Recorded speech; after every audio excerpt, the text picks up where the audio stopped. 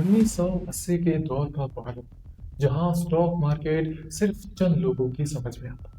वहां एक आंख से दिखने वाले आदमी ने पूरे सिस्टम को हिलाकर मुंबई के भीड़ भरे शहर में शेयर मार्केट की चमक के पीछे एक ऐसी कहानी चल रही थी जो बाद में सदी का सबसे बड़ा फाइनेंशियल स्कैम बनने वाली। इस कहानी का मरकज था अरशद मेहता, जिसे बाद में लोग बिग बुल के नाम से जानने लगे।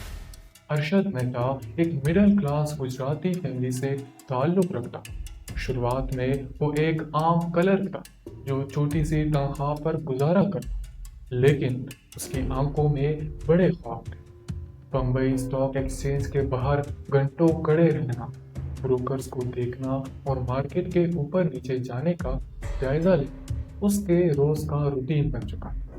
और धीरे धीरे उसने समझ लिया कि असली पैसा शेयर्स के खेल में है। और यहीं से उसकी जिंदगी का सबसे खतरनाक सफर शुरू हुआ। 1980s के दौर में इंडियन बैंकिंग सिस्टम का स्ट्रक्चर काफी पुराना और कमजोर था। बैंक्स एक दूसरे को शॉर्ट टर्म के लिए लोन देते, जिसे कॉल मनी मार्केट कहा जाता है। इस प्रोसेस के लिए बैंक्स गवर्नमेंट सिक्योरिटी जैसे कि बॉन्ड्स और पेपर्स को गारंटी के तौर पर यूज करते, और इसके लिए एक डॉक्यूमेंट होता था जिसे बैंक रिसीप्ट या बीआर कहा जाता। यहीं पर सिस्टम ने एक बहुत बड़ी लूप होल खोली। अरशद मेहता ने इसी कमजोरी को पहचाना और इसी को अपना हथियार बनाया। अरशद ने कुछ बैंक्स के करप्ट ऑफिसर्स के साथ मिलकर फेक बीआर्स बनवाना शुरू कर दी। ये बीआर्स देखने में बिल्कुल असली लगती, लेकिन असल में उनके पीछे कोई गवर्नमेंट सिक्योरिटी मौजूद नहीं। इन फेक बीआर्स की बुनियाद पर दूसरे बैंक्स अरशद मेहता को करोड़ों रुपए दे देते। ये पैसा लीगली बैंकिंग सिस्टम का हिस्सा होता, लेकिन प्रैक्टिकली अरशद मेहता के कंट्रोल में। अब अरशद ने इस पैसे को स्टॉक मार्केट में लगाना शुरू किया।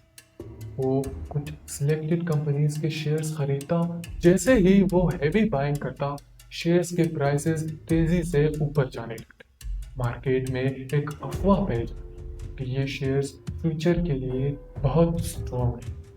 आम इन्वेस्टर्स बिना सोचे समझे इन शेयर्स को खरीदना शुरू कर देते। इस तरह प्राइसेस आर्टिफिशियल तौर पर इन्फ्लेट हो जाते और अरशद मेहता पेपर पर करोड़ों का मालिक बन जाता।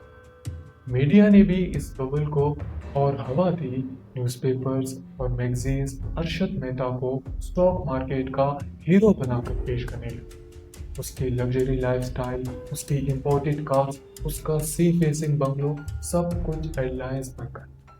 लोग समझने लगे कि यह आदमी मार्केट का जादू जानता है, लेकिन असल में ये सब बैंकिंग सिस्टम से निकले हुए पैसे का खेल था। अरशद मेहता एक बैंक से पैसा उठाता, दूसरे बैंक को चुकाता और नया पैसा फिर मार्केट में डाल देता। जब तक शेयर्स के प्राइसेस ऊपर जा रहे थे, सब कुछ स्मूथ चला। लेकिन जैसे ही कहीं से सवाल उठने लगे, पूरा सिस्टम हिलने लगा। 1991 के एंड तक बैंकिंग सर्कल में शक पैदा होना शुरू हो गया। कुछ बैंक्स को महसूस हुआ कि उनके रिकॉर्ड में बीआरस और एक्चुअल सिक्योरिटीज मैच नहीं कर रही। यहीं से इन्वेस्टिगेशन का सिलसिला शुरू हुआ। 1992 में जर्नलिस्ट सुचिता दलाल ने एक रिपोर्ट पब्लिश की, जिसने पूरे स्कैम को एक्सपोज कर दिया।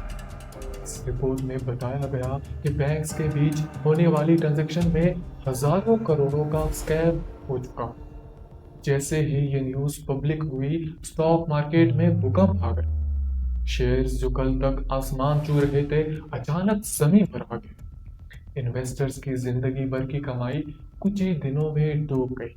अरशद मेहता पर इल्जाम लगा कि उसने बैंकिंग सिस्टम से लगभग 4,000 करोड़ रुपए निकालकर मार्केट को मैनिपुलेट किया। सीबीआई और इन्फोर्समेंट एजेंसीज ने अरशद के घर और ऑफिस पर छापे, उसकी सारी प्रॉपर्टीज फ्रीज कर दी।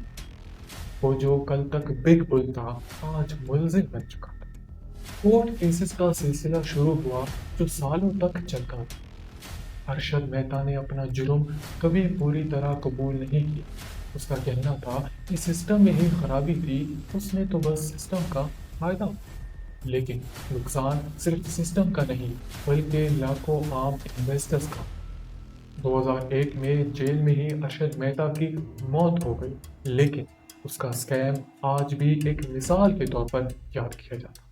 इस स्कैम के बाद इंडिया के बैंकिंग सिस्टम और स्टॉक मार्केट में बड़ी रिफॉर्म्स किए। एससीबीआई को ज्यादा पावर्स दी गई और बैंकिंग ट्रांजैक्शंस को ट्रांसपेरेंट बनाया गया।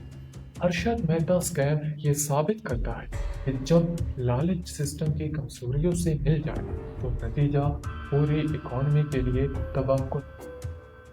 ये कहानी किसी फिल्म से कम नहीं थी, लेकिन ये एक हकीकत थी जिसने पूरे मुल्क को हिला कर रख दिया। आज भी जब स्टॉक मार्केट का जिक्र होता है तो बिग बुल का नाम जरूर लिया जाता है। उम्मीद है ये वीडियो भी आपको पसंद आई होगी। इसे लाइक और शेयर जरूर करें। मिलते हैं अगले एपिसोड में एक और हैरत अंगेज कहानी के साथ। सब्सक्राइब